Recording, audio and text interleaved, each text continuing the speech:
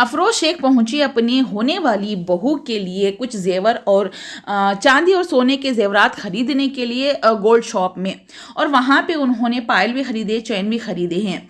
मगर वहां पे जब खरीदारी कर रही थी तो जो बातें इन्होंने की और वीडियो बनाई और लड़की लड़की बोला, उस पे लोगों के कमेंट्स आए हैं।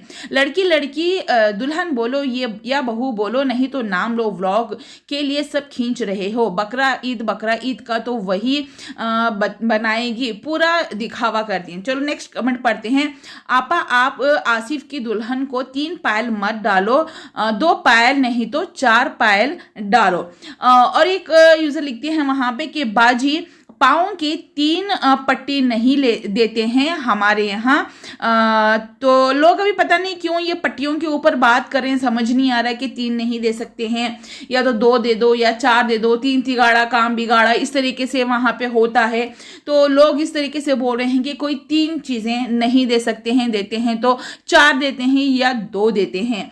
तो शायद ये किसी किसी के घर का रिवाज होगा, तो शायद यहाँ पे इनका रिवाज होगा कि वो 3 पायल दें या फिर 2 पायल दें। तो यहाँ पे अफरोज शेख ने अपनी बहू के लिए 3 पायल लिए हैं। 1 पायल जो है वो मोटी वाली और 2 पायल जो है रेगुलर यूज के लिए वो पतली वाली, यानी कि थोड़ी बारीक वाली ली हैं, ताकि वो रेगुलर यूज करें, पहने। और जहां अगर किसी फंक्शन वगैरह में जाना हो तो वो मोटी वाली पायल पहने, और मंगनी के दिन जो है मोटी वाली पायल शायद वो पहनाएंगी। और साथ में साथ वहां पे रिंग भी इन्होंने देखी हुई थी, जो कि रिंग वो दिखने में जितनी भी रिंग इन्होंने दिखाई है वहां पे व्लॉग में, वो रिंग तो देखने में वो छोटी लग रही थी। तो शायद आसिफ ने उस रिंग को मना कर दिया, वहां पे बोला कि ये तो बहुत मतलब सिंपल सी लग रही है, ये नहीं, कुछ और बड़ी वाली देखना मम्मी। तो आसिफ ने उस रिंग को रिजेक्ट कर दिया, वरना शायद अफरोज शेख अपनी बहू के लिए छोटी वाली ही रिंग ले लेती। बट उसकी उंगलियां शायद बारीक होंगी, तो वो बनाने के लिए वहां पे ऑर्डर दिया है। बारीक होंगी या फिर मोटी होंगी तो ऑर्डर तो दिया है, क्योंकि वो जो रिंग थी वो छोटी वाली लग रही थी। शायद वो दूल्हे को पसंद नहीं आई अपनी दुल्हन के लिए। तो यहाँ पे लड़की लड़की बोलने पर लोगों ने ऑब्जेक्शन तो जरूर उठाया है, मगर इन्होंने अभी तक क्या शॉपिंग की है, क्या कपड़े लिए हैं, वो इन्होंने कुछ भी नहीं दिखाया है। बस हाँ ये बोला है कि मैंने 1 जोड़ जो है वो भारी मंगनी में पहनने के लिए लिए हैं, बाकी के 4 जोड़ मैंने ऐसे ही सादे लिए हुए हैं। तो यहाँ पे ये देखना है कि भाई अफरोज शेख ने अपनी बहू के लिए बरी कितनी अच्छी तरीके से सजाया, मगर उस पर भी कुछ ऐसा फॉल्ट कर देती है ना कि अब देखो सारे व्लॉग इनके बने बनाए हैं, और जो नए व्लॉग आएंगे शायद उसमें आपको बहू या फिर दुल्हन सुनने को मिलेगा, मगर जितने भी व्लॉग इन्होंने बना के रखे हैं शेड्यूल करके, और वो 1 by 1 जो है वो जैसे आपको अपलोड करेंगे डे बाय डे, तो उसमें आपको सिर्फ लड़की ही सुनाई देगा, दुल्हन सुनाई नहीं देगा, क्योंकि ऑलरेडी वो बने हुए व्लॉग हैं। ठीक है, अगर आप वहां पे लड़की मत बोलो दुल्हन बोलो इस तरीके से लिखोगे तो वो होगा नहीं, क्योंकि ऑलरेडी वो व्लॉग अपलोड हैं, अनलिस्टेड में है, बस वो प्राइवेट अनलिस्टेड होंगे, बस वो अपलोड हो चुके हैं, पब्लिश करने की देरी है, तो उसमें आपको सिर्फ लड़की ही सुनाई देगा।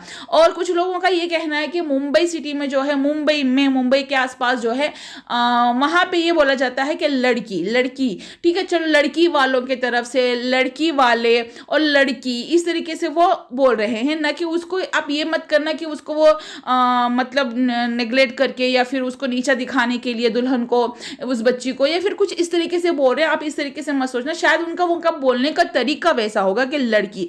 अब अगर वो कुछ लोगों को पसंद नहीं आता है कि हाँ अरे लड़की, अरे वो लड़की, अरे लड़की इधर आना, कुछ इस तरीके से भी बातें होती हैं जहां पे इस तरीके से वर्ड बोले जाते होंगे किसी किसी स्टेट में, किसी किसी शहर में।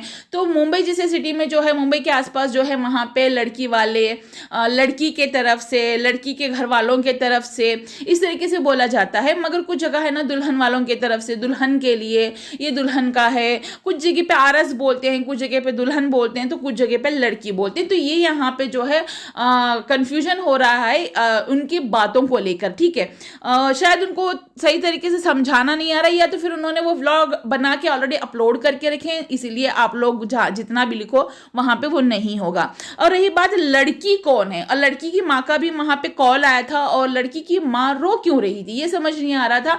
और वहां पे अफरोज शेख ये बोल रही थी कि हमारे बच्चों का पहला काम होने जा रहा है, कुछ अच्छा चीज होने जा रहा है, तो आप रोइएगा मत, दुआएं दीजिएगा। फिर अफरोज शेख की आंखों में भी आंसू आ गए। देखिए, माँ है, चाहे लड़की की हो चाहे लड़की की, यानी कि दुल्हन की हो या दुल्हे की माँ हो, माँ तो माँ होती है। और अफरोज शेख को भी कहीं ना कहीं वो एक है डर के भाई जो मेरा बेटा है वो 15 साल की उम्र से जो है वो मेरे साथ लगा पड़ा है, चाहे टिकटॉक हो, चाहे इंस्टा हो, चाहे यूट्यूब हो। मैंने भी बहुत मेहनत की है, साथ में उसने भी मेहनत की, हम दोनों की मेहनत की वजह से इस मुकाम पे आए हैं। कल को कोई और लड़की यानी कि उसकी बीवी आ जाए तो मेरी बहू आ जाने के बाद कहीं वो मेरा साथ ना छोड़ दे और जो हम ये काम कर रहे हैं हम उसमें पीछे ना रह जाएं।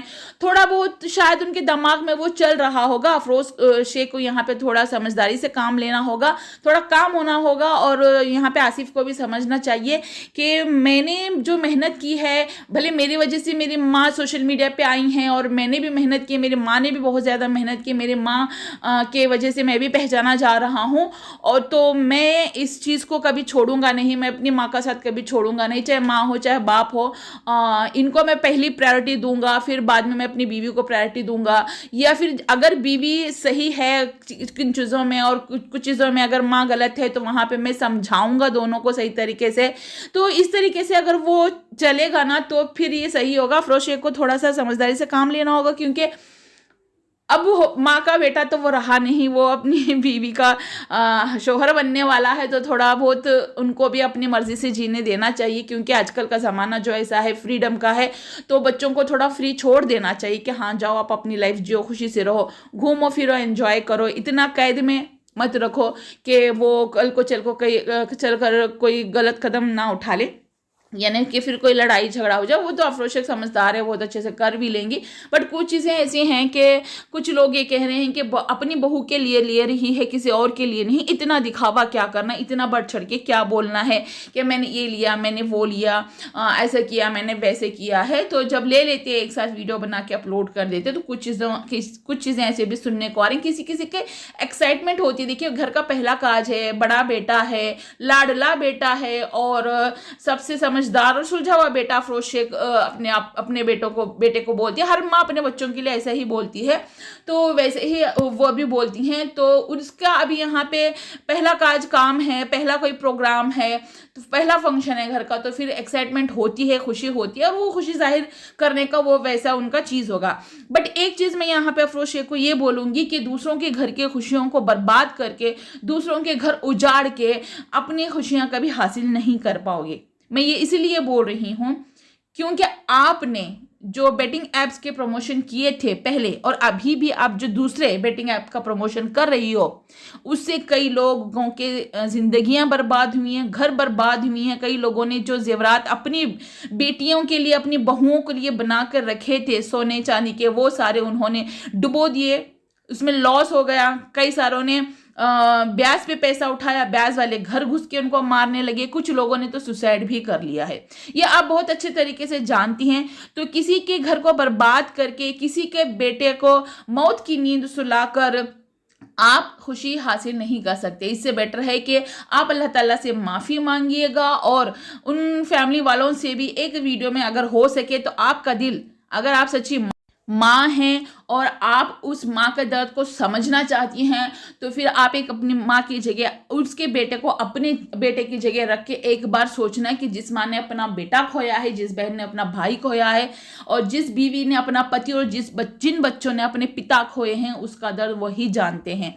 तो ये आप कान खोल के सुन लेना और ध्यान से सुनना कि अगर किसी का घर बर्बाद करोगे चंद पैसों के लिए तो आपका भी घर वैसे ही बर्बाद होगा।